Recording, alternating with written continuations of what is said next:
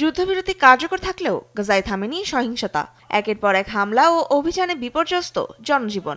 মানবিক সংকট গভীর হওয়ার পাশাপাশি বাড়ছে প্রাণহানিও। শুক্রবার গাজা অধিকৃত পশ্চিম তীরের একাধিক এলাকায় ব্যাপক ধরপাকড় ও অভিযান চালায় দখলদার ইসরায়েল। এদিকে গাজার পূর্বাঞ্চলে ইসরায়েলি গুলিতে নিহত হয়েছেন আরও এক ফিলিস্তিনি। আল জাজিরার তথ্যমতে গাজা নগরীর পূর্বাঞ্চলে একটি স্কুলের প্রবেশপথে বসে থাকা অবস্থায় এক ফিলিস্তিনি নাগরিককে লক্ষ্য করে গুলি চালায় ইসরায়েলি বাহিনী। গুরুতর আহত অবস্থায় হাসপাতালে নিলে মৃত্যু হয় তার।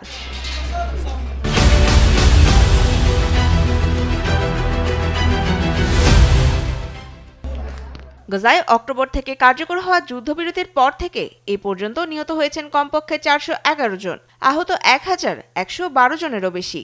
অধিকৃত পশ্চিম তীরে প্রতিনিয়তই বাড়ছে এর মাত্রা। নতুন করে ধরপাকড় শুরু হয়েছে নাবলুস, হেব্রনে।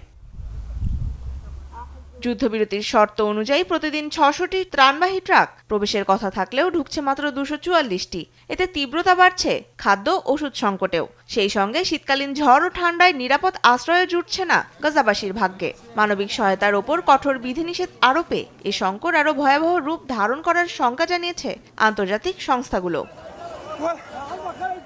এদিকে ফিলিস্তিনি সাংবাদিকরা জানান, গেল 2 মাসে ইসরায়েলি হামলায় অন্তত 76 জন ফিলিস্তিনি সাংবাদিক হতাহত হয়েছেন। সাংবাদিক হত্যাকে অনিচ্ছাবশত নয়, বরং ইসরায়েলি বাহিনীর লক্ষ্যবস্তু বলছেন তারা। রিপোর্টার্স উইদাউট বর্ডার্সের তথ্যমতে গত 26 মাসে গাজায় প্রাণ গেছে প্রায় 300 সাংবাদিকের। তনিমা ইসলাম, নিউজ ডেস্ক, দেশ টিভি।